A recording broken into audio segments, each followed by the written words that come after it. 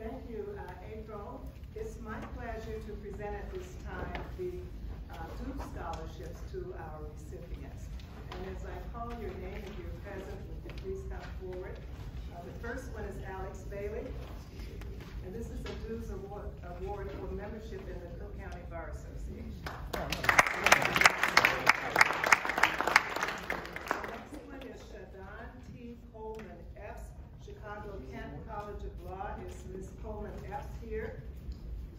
If not, we will see that it's provided to her at the appropriate time. Next, we have Letitia Curtis, Northwestern Pritzker School of Law. Ms. Curtis.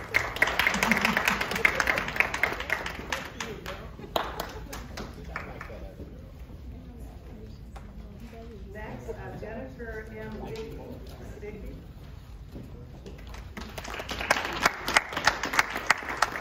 And next, we have Ivory.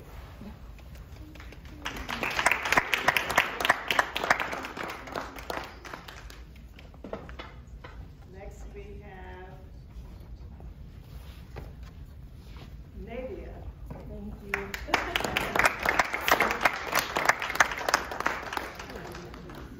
And then we go on to Jasmine Guerria.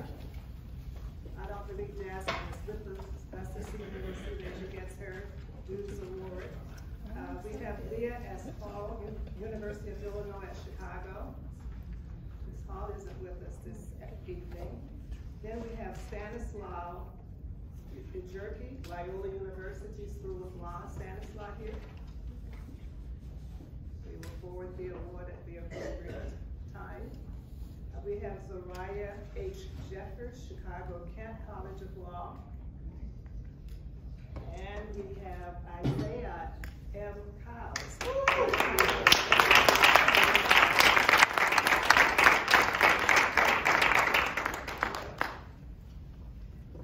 Next we have Nada L. Langdon, University of Illinois College of Law in Champaign.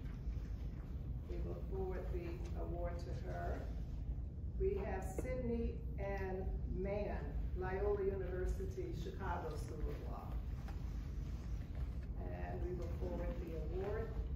Cassandra D. Marlowe, DePaul University College of Law. Another recipient is Felix L. Mitchell, Northern Illinois University College of Law.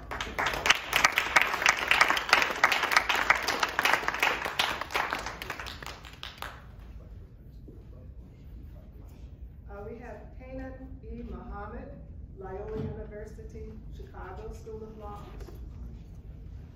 And we have an award that's being presented to Julnasha M. Moorhead.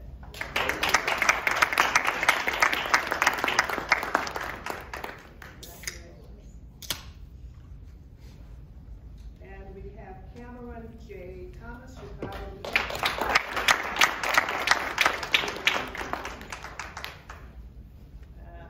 Chad M. Tucker, Northwestern Pritzker School of Law. Will be forwarded. And Contessa R. Gibson Williams, University of Illinois at Chicago. We will forward the award. And finally, Tomali M. Williams, Chicago Kent College of Law. So let's give a collective round of applause.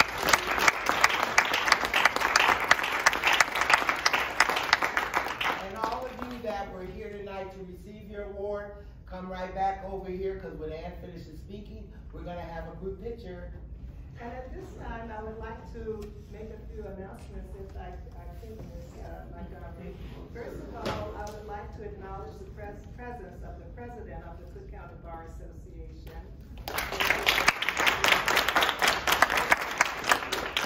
He's doing a wonderful job on our behalf, and we are honored to serve under your leadership. We are also joined by Sang Lee, who is Vice President of Development for the Chicago Bar Foundation.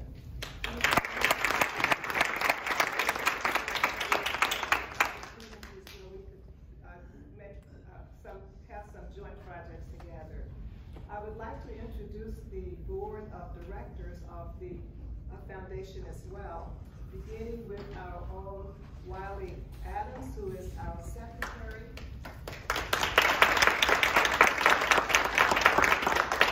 Our treasurer, Dolores Robinson. Our Honorable Yvonne Coleman. Board members are Harriet Parker and of course Justice P. Scott Neville. They weren't able to join us this evening, but I would like to acknowledge their presence along with Stephen Stern, who was a former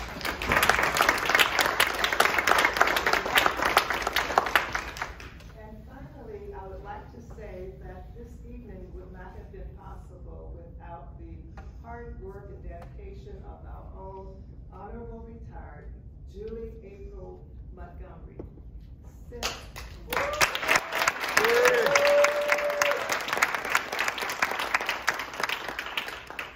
Julie April became president 7 years ago, we have given almost $200,000 in scholarships to deserving area students. And it would not have been possible without her leadership and her dedication. And yes, at moments she may wrinkle, but she gets the job done.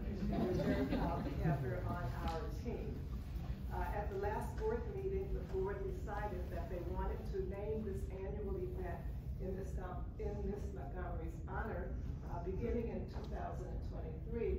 And I would like to present her tonight with a presentation of roses to express how much we hold her in.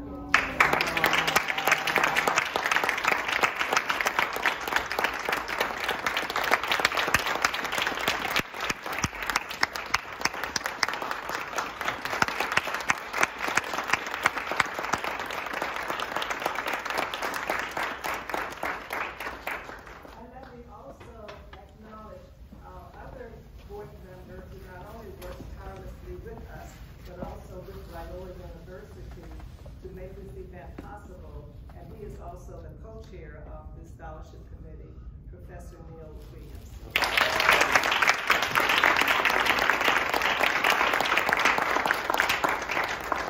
will turn the podium back over to our scholarship chair.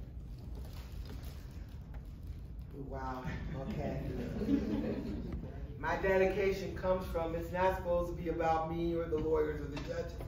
It's the one big night of the year that's dedicated to the students, for the students, to help the students. So please take whatever gifts and help we're giving you. So for the students.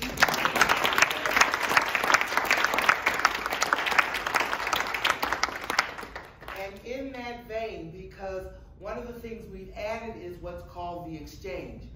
We are now going to have short presentations by people who actually work with or in these areas to give you some information on certain subjects. At the end of their presentation, students, since you'll know who can tell you about what, then you can ask them any question you want. Now, where else can you get something like that? And so, as was said earlier, the theme, of their essay, but the dean turned around and didn't even realize she was expressing it, came from what was the leading force of this year's CCBA president. Please, Madam President, come up and tell them about the wonderful things that the CCBA has to offer, because now that we paid your dues, you have no excuse not to participate and support them.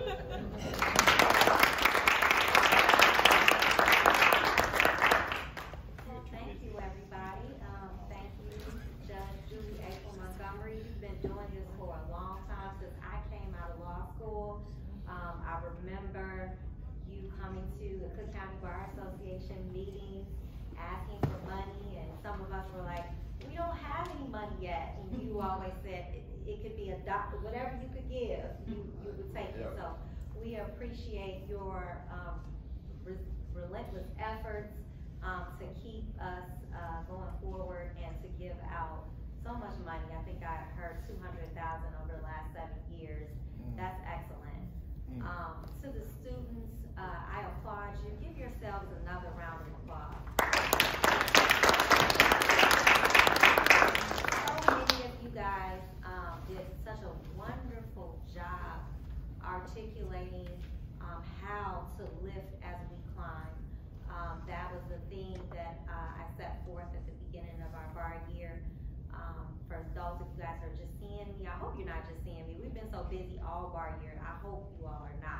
just seeing me. But for those of you who are, I am the 108th president of the Cook County Bar Association.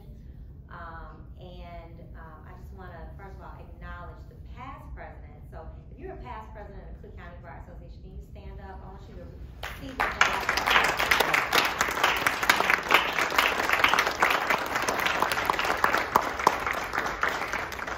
thank you guys, past presidents. I would not be in this role without you all and for your guidance and your service over the years. Just gonna quote Marion Wright Edelman said, "Education is for improving the lives of others and for leaving your community and world better than you found it." So with the help of the Cook County Bar and with the help of our past presidents, that's what we aim to do. Like some of you, I am first generation. I'm the first person in my family to go to college, first person in my family to go to law school, and the youngest known female president of the Cook County Bar Association.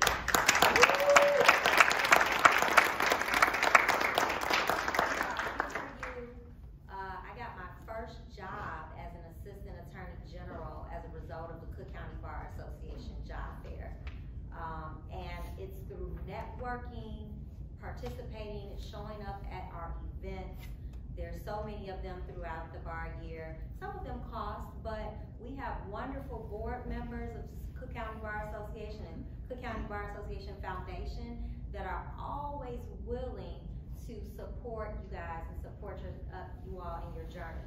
So don't ever let cost be a prohibitor for attending our events. Always reach out if you need help, if you need support. We have mentorship programs. We have networking events throughout the year. I've seen some of you at our panel discussions. We just were at the UIC BALSA hosted the summit this year. Some of you guys were in attendance.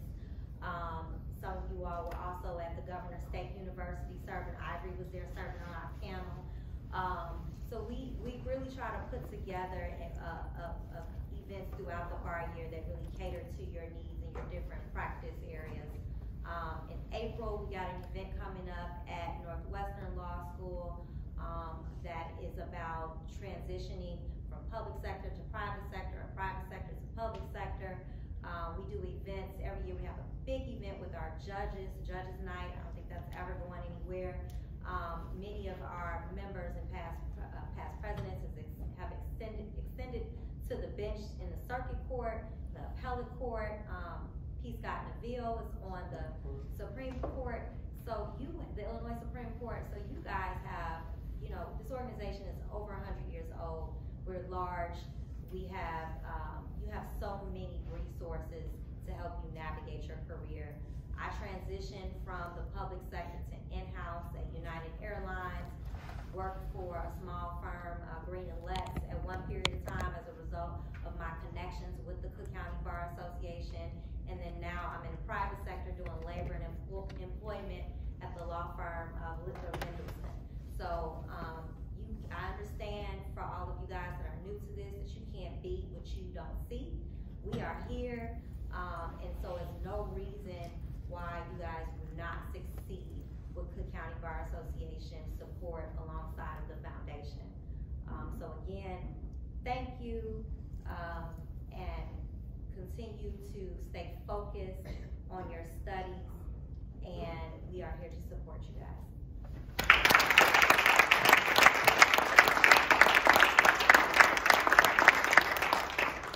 Okay, so don't lose out on those opportunities. Besides, you can also have fun, besides learning something and meeting people.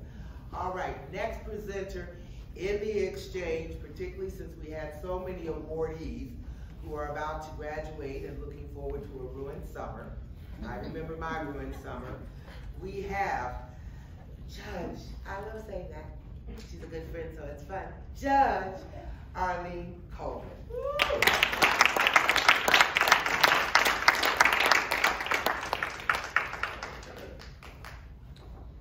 Okay, good evening, everyone. It is always a pleasure to come before this group and to speak with the students about the bar exam. I am a member of the Illinois Board of Admissions to the bar. I have been a member of that board since 2015. And as such, for my role there, I served as secretary for a little while. I think my term ends at the end of 2024. But as such, I had exposure through conferences and committees to the National Conference of Bar Examiners, which is the organization that prepares the bar exam, and I was invited to become a member of their board as well. So, never in my wildest dreams would I think that I would be doing this, did I think that. But what I realized is, what I've learned is how important it is for you as students to know that at the National Conference of Bar Examiners and the Illinois Board of Admissions, it is our strong desire that all of you pass the bar. That's the goal. We want you to pass. We are stakeholders in this process, and if people can't pass the bar, then that means it's a problem for us. We don't get new lawyers in, our bar is criticized. It's criticized anyway, and some of you may have heard the bar exam has been evaluated, and we are in the process of developing Next Gen, which is the new bar, and it's going to be fabulous. I've been involved with the planning and the assessment of the new bar exam, and I'm really excited about it. Unfortunately, the 3 L's, I think there are 1 L's here, they may be eligible to take it, but certainly not the 3 L's and the 2 L's. But I'm going to talk to you about our bar exam right now. So it's a couple of things that I have. I forgot to turn on my timer. Thank you, Candace. No, and I want to, we'll do questions later. But I do have 3 main points I want to talk about. And the main thing, and I generally talk about this, is test anxiety. Well, we've been doing a lot more research around that, and actually there is an article in the Bar Examiner. This is the winter edition.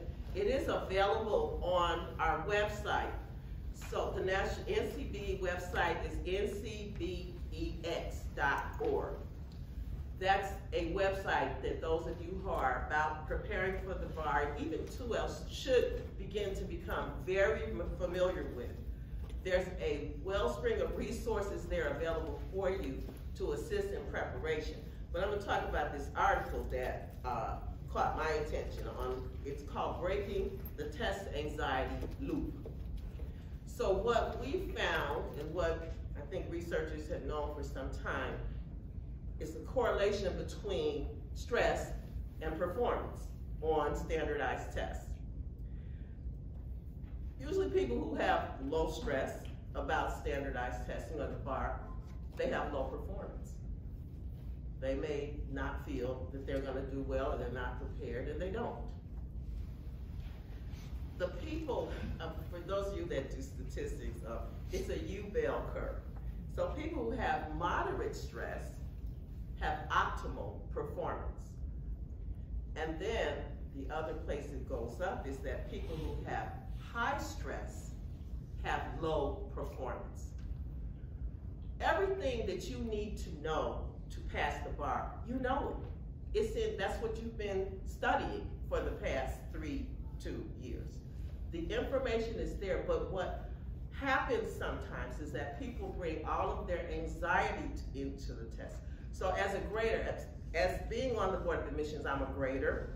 I read instructions. I'm not doing that now, but I read instructions at the bar, and I can see the tension that people are under for it. And I want to tell you, get rid of that.